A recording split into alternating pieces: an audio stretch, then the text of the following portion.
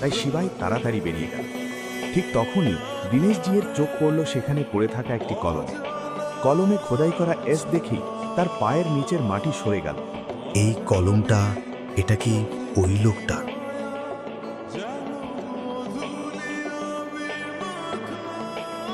Mister শিবাই, 3 বছর ধরে কোথায় ছিলেন আপনি? আমাদের কোম্পানি কিনতে এসেছেন নাকি? কি কোম্পানি কিনবে? ওই লোকটাকে দেখতে এমন লাগে যে সে একটা সামোসাও কিনতে পারবে। আসলে সে আমার বন্ধু নন্দিনীর স্বামী। ওর কোনো কাজ নেই, তাই আমি ভেবেছিলাম ওকে একটু কাজ দিই। আপনি ওকে বকেছেন, তাইও চলে গেছে। তুমি কি পাগল হয়ে গেছো ইয়াশ? এই কলমটা দেখো, এই চিহ্নটা দেখো। এই চিহ্ন শুধু তাদেরই হয় যারা...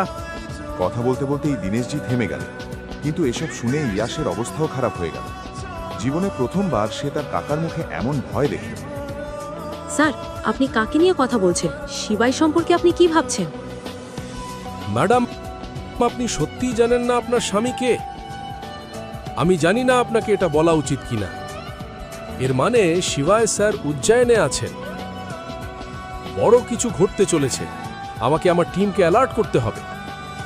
ম্যাডাম, এই নিন শিবায় স্যারের কলম। দীনেশজির কথা শুনে নন্দিনী ভয়ে কেঁপে উঠল। এসবের মানে কি? এই শিবায় আসলে কে? দীনেশ কাকা একজন আর্মি ম্যান, তবু কেন সে তাকে এত ভয় পাচ্ছে? আতঙ্কিত নন্দিনী বাড়ি ফিরে রেগে গিয়ে বলল, শিবে, তুমি কে?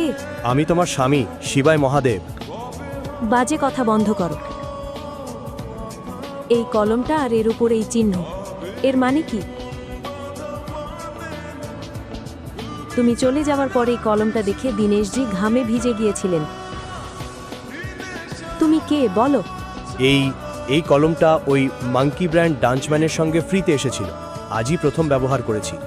হতে পারে দীনেশজি এই চিহ্নটা অন্য কিছুর সঙ্গে ভুল বুঝেছেন। না হলে বলো তো নন্দিনী, কলমটা যদি এতই গুরুত্বপূর্ণ হতো তাহলে কি আমি ওটা সেখানে ফেলে আসতাম? ঠিক তখনই নন্দিনীর একটা ফোন এলো আর সে চলে গেল। পরের সন্ধ্যায় ছিল নন্দিনীর কলেজ রিইউনিয়ন পার্টি।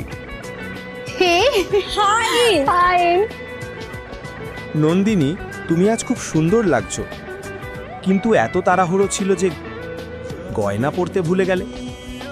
ও সরি, ভুলেই গিয়েছিলাম। তোমার স্বামী তো তোমাকে চপ্পলে কিনে দিতে পারে না, হার তো দূরের কথা। যাই হোক, দেখো, আমার স্বামী গত রাতে আমাকে 3 কোটি টাকার নেকলেস গিফট করে